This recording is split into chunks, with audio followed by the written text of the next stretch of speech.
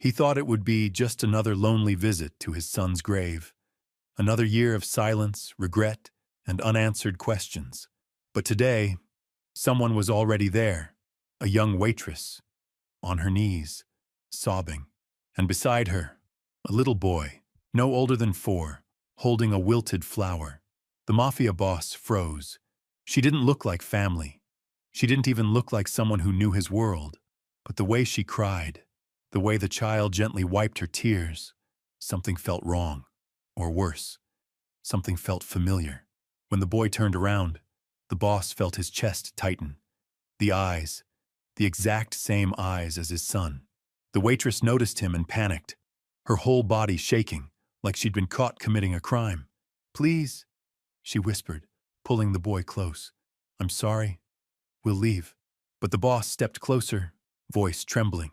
"Tell me, why does your child look exactly like my son?" Her lips quivered, her hands trembled, and for the first time in years, the Mafia boss felt fear, not of enemies, but of the truth she was about to reveal. The next words out of her mouth would change everything. "Stay with me until the end," because what she reveals next at that gravesite shattered the Mafia boss and changed the fate of that child forever. Before we begin, don't forget to like this video, hit subscribe, and comment where you're watching from. Now, let's get started. Vincent the Wolf Santangelo had built his empire on 3 pillars: respect, fear, and absolute control. For 47 years, he had commanded the most powerful crime family on the East Coast. His name alone could silence a room, stop conversations mid-sentence, and make grown men pray they'd never crossed his path. But standing here in this quiet cemetery, surrounded by weathered headstones and ancient oak trees, Vincent felt smaller than he had in decades. The morning mist clung to the ground like ghostly fingers, and the October air carried the scent of dying leaves. Vincent pulled his black cashmere coat tighter around his shoulders. He had been making this pilgrimage for 3 years now, every October 15th, the anniversary of the day his world collapsed. Anthony Michael Santangelo, born March 2nd, 1995, died October 15th, 2021, beloved son. The headstone was simple, elegant, nothing flashy. Vincent had learned the hard way that drawing attention to yourself, even in death, could bring unwanted visitors. But this morning, as he approached the familiar spot beneath the sprawling maple tree, he discovered he wasn't alone. A woman knelt in front of the grave. Her shoulders shook with silent sobs, and her long brown hair fell like a curtain around her face. She wore a simple black dress, not expensive but clean and carefully pressed. The kind of dress someone wears when they can't afford designer clothes, but still want to show respect. Beside her sat a small boy with dark curls and olive skin. He couldn't have been more than 4 years old. In his tiny hands, he clutched a single daisy that had seen better days.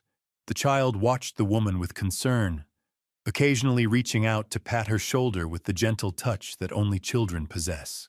Vincent stopped walking. His hand instinctively moved toward the inside of his coat, where he kept his peace. But he caught himself. This wasn't business. This was something else entirely. The woman hadn't noticed him yet.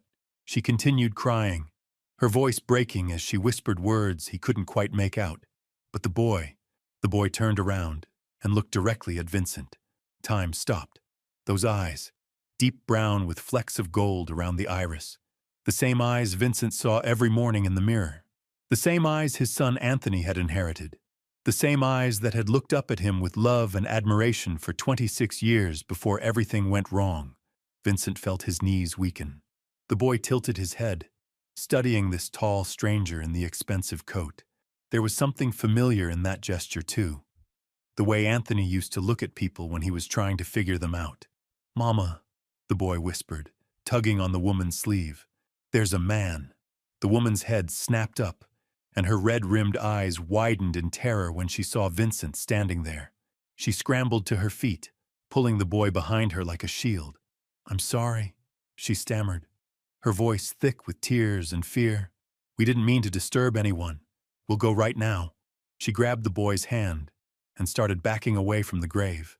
But Vincent couldn't move, couldn't speak, couldn't process what he was seeing. The resemblance was impossible to ignore. The boy had Anthony's eyes, Anthony's nose, even the same stubborn set to his jaw that Vincent remembered from when his son was young. "Wait," Vincent finally managed to say, his voice coming out rougher than he intended. The woman froze, her grip tightening on the child's hand. "Please," she begged, tears streaming down her face. "We weren't doing anything wrong. I just wanted to—" Her voice broke completely. Vincent took a step closer, and she flinched.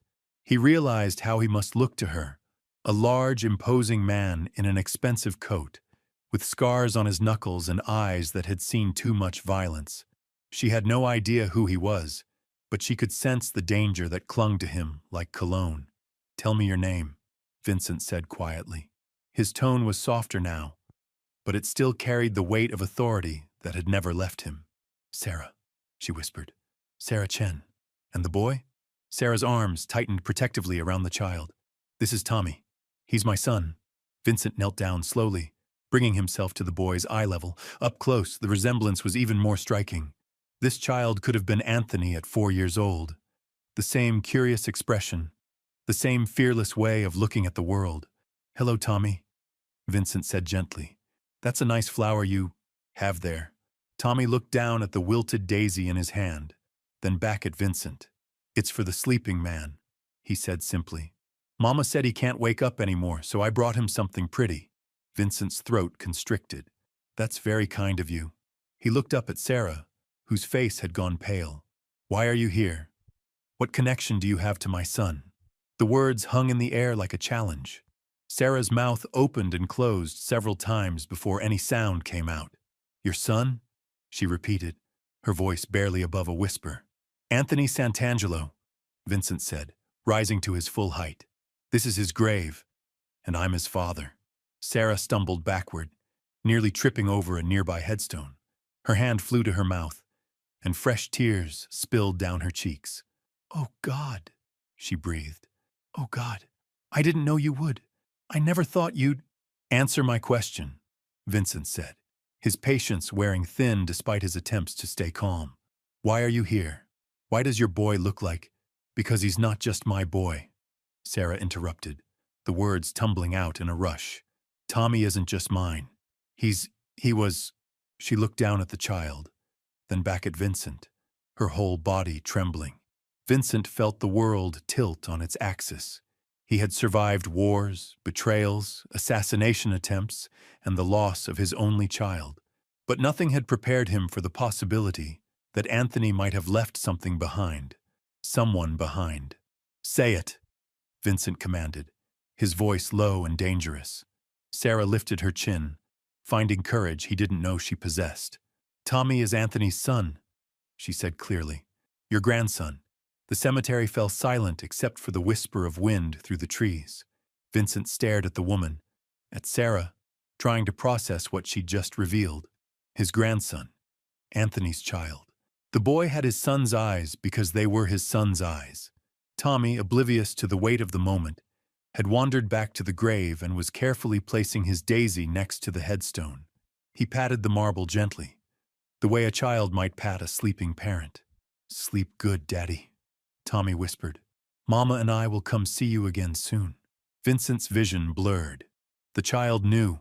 Somehow, this 4-year-old boy knew that the man buried beneath this stone was his father. And Vincent had been mourning alone for 3 years, never knowing that a piece of Anthony lived on. Sarah watched him carefully, as if waiting for an explosion. In her world, men like Vincent, men with power and violence in their past, didn't handle surprises well. She had no way of knowing that beneath the hardened exterior, Vincent Santangelo was just a broken father who had thought he'd lost everything. He'd lost everything. "How?" Vincent's voice cracked like breaking glass. "How is this possible? Anthony never mentioned— he never said anything about—" Sarah wiped her tears with the back of her hand, leaving streaks across her cheeks. "He didn't know," she whispered. I found out I was pregnant 3 days after he died. 3 days, Mr. Santangelo. 3 days too late to tell him he was going to be a father. The words hit Vincent like a physical blow. He stumbled backward, his hand reaching out to steady himself against a nearby headstone. Anthony had died not knowing he had created life, had died without ever seeing his son's face, without ever holding him, without ever knowing that a part of him would continue. That's impossible, Vincent said, but his voice lacked conviction. The dates, the resemblance, the way Tommy moved with Anthony's natural grace, it all aligned with horrible, beautiful precision. Sarah's chin trembled as she continued. I was a waitress at Moretti's on 5th Street. Anthony used to come in every Tuesday night. Always ordered the same thing. Chicken parmesan and coffee black. He'd sit in the corner booth and read his books. Her voice grew softer, warmer. He was so different from the other men who came in. Gentle. He'd actually look at me when I talked, like what I had to say mattered. Vincent closed his eyes. Moretti's. He knew the place. A small Italian restaurant in Little Italy. Family-owned for 3 generations. Anthony had mentioned it once or twice. Said they made the best chicken parmesan outside of his grandmother's kitchen. But Vincent had been too busy, too focused on business, to pay attention to his son's simple pleasures. We started talking, Sarah continued, her eyes distant with memory. At first, just small things. How was his day? Did he like the weather? But gradually, he started staying later. After the dinner rush, when the restaurant was quieter, he'd help me stack chairs and wipe down tables. He told me he was trying to distance himself from his family's business. Said he wanted to build something clean, something he could be proud of. Vincent's heart clenched. Anthony had been planning to leave the family, planning to walk away from everything Vincent had built, everything he'd hoped to pass down. They'd fought about it, screamed at each other in Vincent's study while his wife begged them both to calm down. Anthony wanted out, wanted to go legitimate, wanted to use his business degree for something that wouldn't require looking over his shoulder for the rest of his life. You have to understand, Sarah said, stepping closer, her fear gradually being replaced by something fiercer, protective love. Anthony talked about you all the time. He loved you, but he was terrified of disappointing you. He said you'd built this empire with your bare hands, that you'd sacrificed everything for your family's future. But he couldn't. He wouldn't follow in those footsteps. So he chose you instead, Vincent said quietly. There was no accusation in his voice, only a deep, aching sadness. Sarah nodded. We fell in love slowly, then all at once. He'd come to the restaurant every night, not just Tuesdays. We'd take long walks through Central Park after my shifts ended.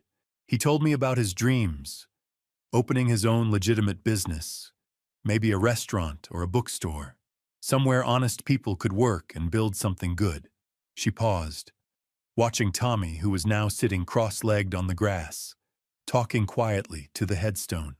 He proposed to me on a bench overlooking the lake. No ring, just a promise that we'd figure it out together. Vincent felt tears threatening for the first time in years. His son had found love, had found hope, had found a future worth fighting for. And Vincent had been too blind, too stubborn, too caught up in protecting his legacy to see that Anthony already had everything he needed. What happened the night he died? Vincent asked, though part of him didn't want to know the answer. Sarah's composure cracked again. He came to my apartment around 9 o'clock. He was excited, nervous, pacing around my tiny kitchen like a caged animal. He said he'd finally worked up the courage to tell you everything. About me, about his plans to leave the business, about wanting to start fresh. He was going to drive to your house that night and have it out with you once and for all. Vincent's blood turned to ice. He remembered that night with crystal clarity. He'd been expecting Anthony, had prepared for another argument about responsibility and family loyalty. But Anthony never arrived. Instead, Vincent got a phone call at 2 in the morning from his lieutenant, Marco. There'd been a car accident, a collision at the intersection of Broadway and Canal Street. Anthony's BMW had been T-boned by a drunk driver running a red light. He never made it to my house, Vincent whispered.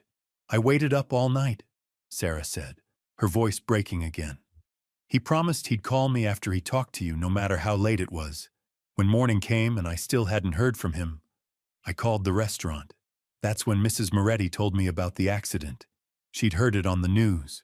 Vincent stared at his grandson, who was now arranging small pebbles around the base of the headstone with intense concentration. You were pregnant, 3 months along, but I didn't know yet. I'd been feeling sick, tired, but I thought it was just stress from work. After Anthony died, I couldn't eat, couldn't sleep. I lost 15 pounds in 2 weeks. That's when I went to the doctor. Sarah's voice grew stronger. When she told me I was carrying Anthony's baby, it was like getting a piece of him back, like he'd left me the most precious gift he could. Tommy looked up from his pebble arrangement and smiled at Vincent. Are you Tommy's grandpa? He asked with the directness that only children possess. Vincent's throat closed completely. He knelt down again, this time extending his hand toward the boy. Tommy studied it for a moment, then placed his small fingers in Vincent's palm. The touch was electric, warm, trusting, alive. Yes, Vincent managed to say. I think I am. Tommy's smile widened. Mama said my daddy was brave and strong and that he loved her very much. She said he's watching over us from heaven, and that's why we come here to talk to him. Vincent looked up at Sarah, who was watching the interaction with tears streaming down her face. Why didn't you come to me sooner? He asked. Why didn't you tell me about Tommy? Sarah's expression hardened slightly. Because I was terrified, she admitted. Anthony told me stories about your world, Mr. Santangelo, about the violence, the danger, the way enemies use family members as weapons. I was a 23-year-old waitress with no money and no connections. What if you thought I was lying? What if you thought I was trying to scam you? What if you decided Tommy was a liability? Vincent felt the weight of his reputation, his choices, his entire life crushing down on him. This woman had carried his grandchild alone, raised him alone, protected him alone, all because she feared the very man who would have given everything to help her. Or worse, Sarah continued, what if you believed me and decided that Tommy belonged in your world? Anthony died trying to escape that life. He died driving away from violence and toward something clean and honest. I couldn't let his son get pulled into the same darkness his father fought so hard to leave behind. Vincent understood. For the first time in years, he understood something completely and clearly. Sarah hadn't kept Tommy from him out of spite or greed or malice. She'd kept him safe the only way she knew how, by staying invisible, by keeping the Santangelo name buried with Anthony, by raising her son far from the shadows that had haunted his father. But now the truth was out, and there was no going back. Tommy tugged on Vincent's sleeve. Grandpa, do you want to help me make my daddy's grave pretty? Mama brings flowers, but I like to make patterns with the rocks. Vincent looked down at this child, his grandson, his legacy, his second chance, and felt something crack open inside his chest. Not breaking, but opening. Like a door that had been locked for too long finally swinging wide. I'd be honored, Vincent said softly. As they worked together, arranging stones and straightening flowers, Vincent caught Sarah watching them with an expression he couldn't quite read. There was love there, and fear, and something that might have been hope. The morning sun climbed higher, burning away the mist and warming the ancient stones of the cemetery. 3 generations of Santangelos knelt together in the grass, each carrying their own grief, their own love, their own dreams for the future. But Vincent knew this moment of peace was fragile. Questions remained unanswered. Decisions needed to be made. And somewhere in the back of his mind, the boss began calculating what this revelation would mean for his family, his business, and the dangerous world that had already claimed his son.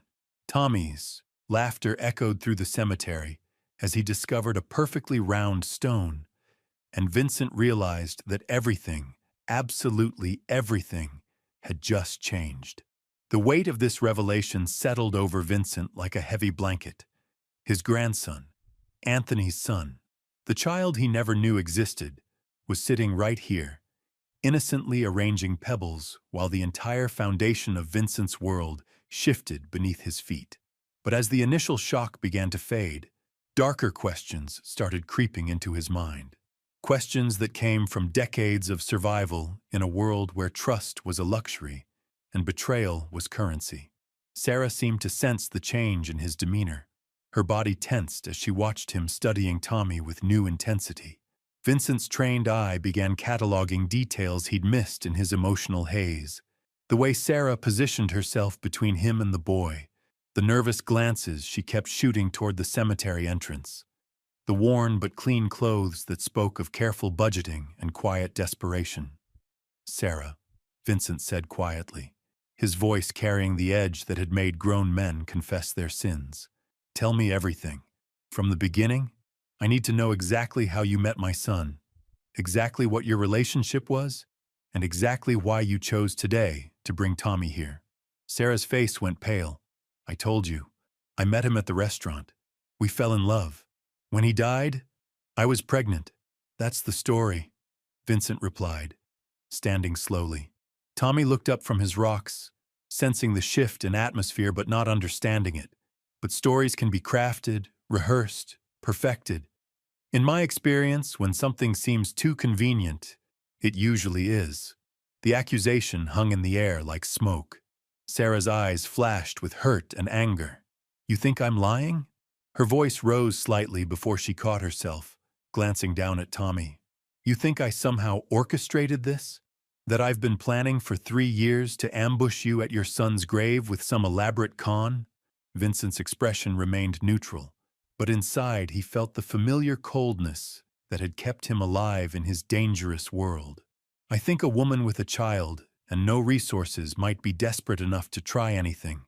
I think the resemblance could be coincidental. I think—" "Stop." Sarah's voice cut through his words like a blade. She stood up, pulling Tommy to his feet with her. "Just stop. I knew this was a mistake. I knew coming here was wrong." Tommy looked confused, his small hand clutching the flower he'd been saving for the grave. "Mama, are we leaving already? I didn't finish making the pattern." "We're going, baby," Sarah said, her voice thick with unshed tears. She looked at Vincent with a mixture of disgust and disappointment.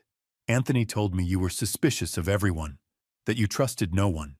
But he also said you were a good man underneath all the armor. I see now he was only half right." Vincent watched them start to walk away, and something twisted in his chest. The logical part of his brain, the part that had kept him alive for 47 years, insisted he was being smart, cautious, protective of his family's legacy. But another part, a part that sounded suspiciously like his late wife's voice, whispered that he was making a terrible mistake. "Wait!" he called out. Sarah stopped but didn't turn around. "Prove it," Vincent said. "If Tommy is really Anthony's son, prove it to me." Sarah turned slowly, her eyes blazing with fury. "How exactly would you like me to do that, Mr. Santangelo? Should I have kept a DNA sample from your dead son? Should I have videotaped our most intimate moments? What kind of proof would satisfy a man who's forgotten how to trust his own heart?" The words stung because they held truth. Vincent had become so accustomed to deception, so used to people wanting something from him, that he'd forgotten how to recognize genuine emotion when he saw it. Tommy tugged on his mother's coat. "Mama, why is the grandpa man sad?" Both adults looked down at the boy, who was studying Vincent with those unnervingly familiar eyes. "He misses his son," Sarah said softly. "Just like we miss your daddy." Tommy nodded solemnly, then walked back to Vincent and held out his wilted daisy. "You can have this. When I'm sad, flowers make me feel better." Vincent stared down at the simple gesture. This child, whether his grandson or not, was offering comfort to a stranger who had just accused his mother of lying. The innocence, the kindness, the instinctive empathy, it was so much like Anthony at that age that Vincent felt his defenses crumbling. He knelt down and accepted the flower with hands that trembled slightly. "Thank you, Tommy. That's very kind. My daddy used to bring Mama flowers," Tommy said matter-of-factly. "She still has them in a book at home. They're all brown now, but she says they're still beautiful because love made them special. Vincent looked up at Sarah, who had gone very still. You kept them? Pressed flowers? She whispered. Every single one he ever gave me. And letters. And photos. And… She stopped, her voice breaking. And the ring? What ring? Sarah's hand moved to her throat, where Vincent now noticed a thin gold chain disappearing beneath her dress. With shaking fingers, she pulled out a simple gold band with a small diamond. Nothing flashy, but clearly chosen with care. He proposed with this, she said, 3 weeks before he died. I wear it every day, not because we were married, but because it represents the future we were going to build together. She looked down at Tommy, then back at Vincent. The future that lives on in our son. Vincent studied the ring, and something clicked in his memory. Anthony had asked him about his grandmother's jewelry just a month before he died, specifically about a simple gold band that had belonged to Vincent's mother. Vincent had brushed off the question, too busy with business to pay attention to what seemed like idle curiosity. But now he realized Anthony had been planning to propose, planning to start a new life, planning to tell his father everything. The ring Sarah wore looked exactly like the one from his mother's jewelry box, the one that had gone missing after Anthony's death. Where did he get the ring? Vincent asked quietly. Sarah's brow furrowed. He said it was his grandmother's. He told me you'd given it to him years ago and said that when he found the right woman, he should use it to start his own family. Her voice grew uncertain. Why? Vincent felt the last of his suspicions crumble. Only Anthony would have known about that ring. Only Anthony would have remembered the story Vincent had told him as a child, about how his own father had proposed to his mother with that same simple band during the Great Depression, when they had nothing but love and hope. Because, Vincent said, his voice rough with emotion, I never gave him that ring. He took it from his grandmother's jewelry box without asking. I found it missing after his funeral and assumed someone had stolen it during the wake. He looked at Sarah with new eyes. But Anthony wasn't a thief. He was a young man in love, planning to propose to the woman who was carrying his child. Sarah's eyes filled with tears again, but this time they seemed to be tears of relief rather than grief. You believe me. I believe you, Vincent confirmed. He looked down at Tommy, who was now sitting on the grass beside Anthony's headstone, humming softly to himself. And I'm sorry. I'm sorry for doubting you, for making you prove something that should have been accepted with joy. I'm sorry for being the kind of man who made you afraid to come to me in the first place. Sarah wiped her eyes with the back of her hand. Anthony said you were complicated. He said you'd built walls so high that sometimes you couldn't see over them yourself. But he also said that when those walls came down, there was no one more loyal, more protective, more loving than Vincent Santangelo. Vincent felt something break open in his chest, not painful this time, but healing, like a wound that had been closed too tightly finally getting air and light. Tell me about him, Vincent said, settling down on the grass beside Tommy. Tell me about my grandson. What is he like? What makes him laugh? What are his dreams? Sarah's expression softened. She sat down across from them, completing a small circle around Anthony's grave. He's brilliant, she said, pride evident in her voice. He taught himself to read when he was 3. He devours books the way other kids devour candy. And he has this incredible imagination. He builds entire worlds with his toys, complete with stories and characters and adventures. Tommy looked up from his humming. I'm going to write books someday, he announced, like the ones Daddy used to read. Mama has pictures of him with lots and lots of books. Vincent's throat tightened. Anthony had been a voracious reader too, constantly bringing home new novels and biographies that he'd discuss with anyone who would listen. Vincent had often found it frivolous, wishing his son would focus more on business matters. Now he saw it as part of Anthony's gentle nature, his desire to understand the world through stories and ideas rather than through power and intimidation. He's also incredibly empathetic, Sarah continued, sometimes too much so. He cries when he sees other people hurting. He shares his toys with kids who don't have any. Last month, He gave his favorite stuffed animal to a little girl at the playground because she was sad about her parents' divorce. Vincent studied his grandson with wonder. In his world, empathy was often seen as weakness. But looking at Tommy, seeing the strength it took to care so deeply about others, Vincent began to understand that maybe Anthony had been right about needing to find a different path. "What about you?" Vincent asked Sarah. "What's your life like? How are you managing?" Sarah's expression grew guarded again. "We're fine. I work double shifts at 2 different restaurants now. Tommy stays with Mrs. Chen, no relation, just coincidence with the name, during the day. She's an elderly woman in our building who loves children. We have a small apartment in Queens. It's not much, but it's clean and safe, and it's ours." Vincent heard what she wasn't saying. The exhaustion in her voice, the way she described their life in terms of survival rather than living. The careful pride that masked deeper struggles. "Are you happy?" he asked gently. Sarah was quiet for a long moment. "I'm content," she finally said. "Tommy is healthy and happy. We have a roof over our heads and food on the table. I get to watch him grow up and discover the world. That's more than many people have." But Vincent could see the loneliness in her eyes, the weight of carrying everything alone, the dreams she'd put aside to focus on survival.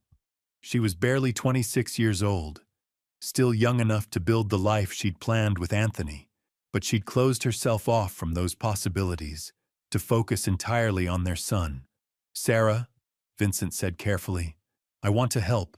Immediately." Her walls went up. "We don't need charity. It's not charity. It's family taking care of family."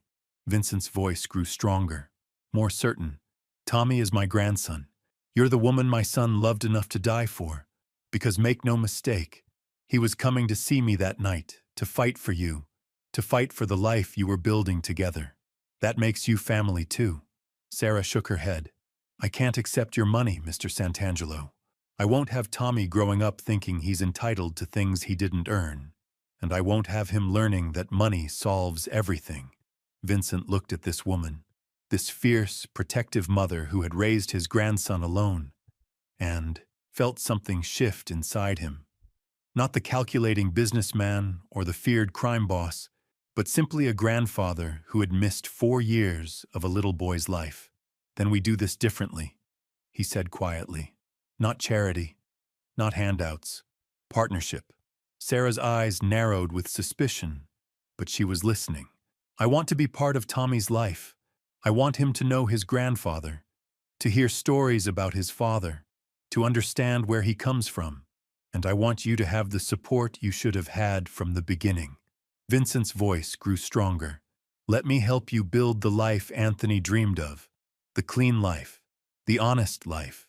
Tommy looked up from his pebble patterns. "Does this mean you'll come visit us, Grandpa?" Vincent's heart cracked wide open. "If your mama says yes, I'd like that very much." Sarah stared at him for a long moment, searching his face for traces of manipulation or control. Instead, she saw only a broken man trying to find his way back to something real. "We take this slow," she finally said, "one step at a time. And the moment I think this world is touching my son, our son, we disappear. Do you understand?" Vincent nodded. "I understand. And Sarah, thank you. Thank you for keeping him safe. Thank you for raising him with love. Thank you for bringing him here today." As the 3 of them sat together in the morning sun, Vincent realized that sometimes the most powerful thing a man can do isn't to take control. It's to let love lead the way. Anthony's greatest gift wasn't the empire he'd rejected, but the family he'd created and the grandfather he'd unknowingly given a second chance at doing things right. Sometimes what we think we've lost forever finds a way back to us. Sometimes love really is stronger than fear. And sometimes, in a quiet cemetery on an ordinary morning, everything changes with the innocent question of a 4-year-old boy asking if you want to help make his daddy's grave pretty.